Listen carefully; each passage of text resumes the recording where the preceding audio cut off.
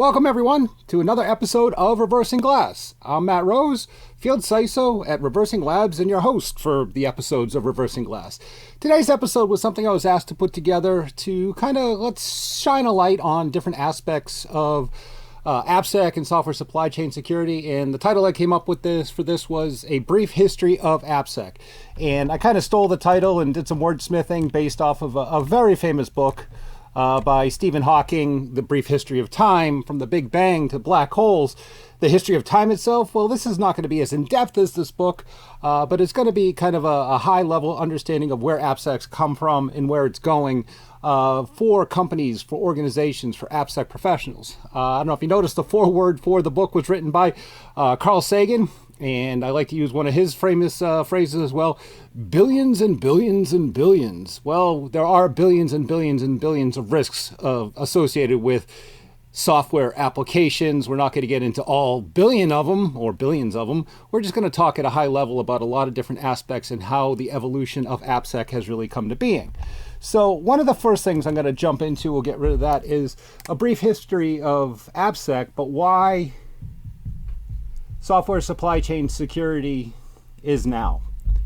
This is basically a statement I'm saying is very important, is because software supply chain security has evolved just like AppSec has evolved.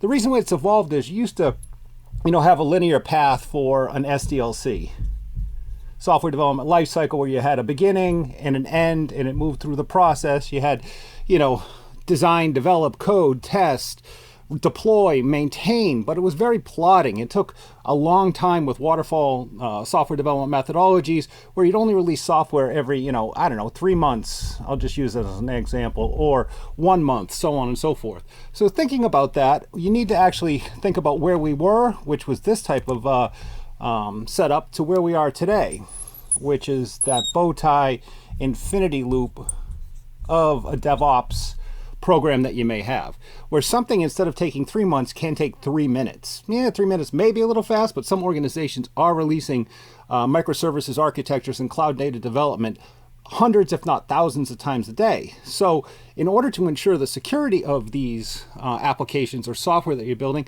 AppSec as a whole is kind of evolved over the years. And we'll kind of put together a timeline across the bottom, going from, let's say, the year 2000 all the way to today. So really the first AppSec, and I've been, as a lot of you know, been doing this a long time, the first AppSec kind of conversations were very difficult because people had different technologies. They had IPS, IDS, firewalls, and all this was associated with the network itself, not about the application itself, the code itself, the deployable object itself. And we kind of went through the time where, in 2000, that was kind of the first real automated tool that was out there, which was DAST coming out, or Dynamic Application Security Testing. And then we moved on a couple years, and this is when SCA came out in about 2002. In the same time, that was around SAST. Let's see. Okay, we're still on the board. That's good. And then, we kind of lived with SAST and SAST and DAST for a long time. But then there were more vendors coming to the space. So, a space really comes into realization when an analyst puts together a report on it. So we're talking around 2006.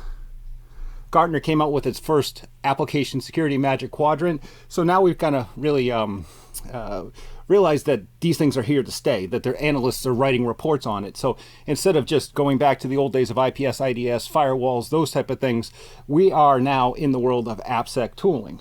So, in 2011, there was even more SCA coming out, or software composition analysis. It wasn't really called that back then. It was called open source analysis or package scanning for vulnerabilities and licenses.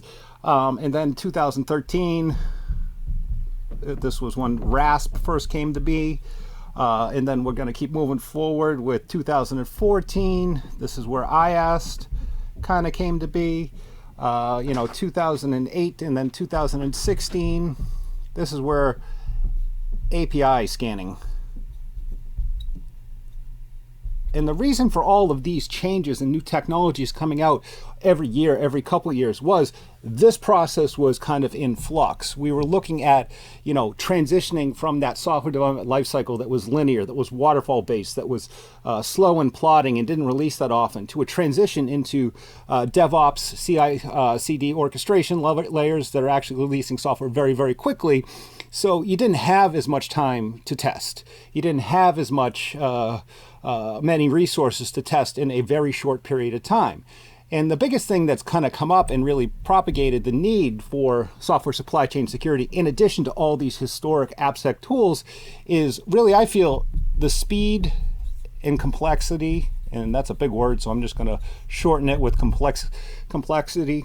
The speed of release and the complexity, and the fact that a lot of information and a lot of work is delineated into certain groups or certain roles and responsibilities. So not one person truly owns or understands everything about the ecosystem of, or the architecture of the package you're actually deploying. Yes, you try and go through the process with different techniques like threat modeling and scanning with the source code, scanning of the running application, but there always is a hole in a blind spot. And that blind spot is what software supply chain security really brings to the table. It's, do I know if the tooling of my DevOps ecosystem is compromised? Do I know if the code has been compromised at the developer level in their IDE? Has the code been compromised at the build system in the MS build environment, or the CI orchestration layer? Has it been, a falsely signed package, even though everything looks okay, that it's been compromised? So software supply chain security is important now and a part of the brief history of AppSec, because complexity, speed, and just overall sprawl of tooling and capabilities has made it very difficult to understand everything about your application.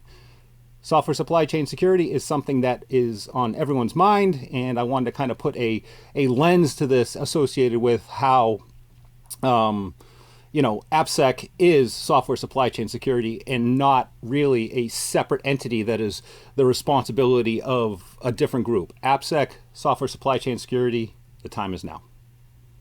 I'm Matt Rose, Field CISO at ReversingLabs. Thanks for watching. Hope you enjoyed this episode. Have a great day.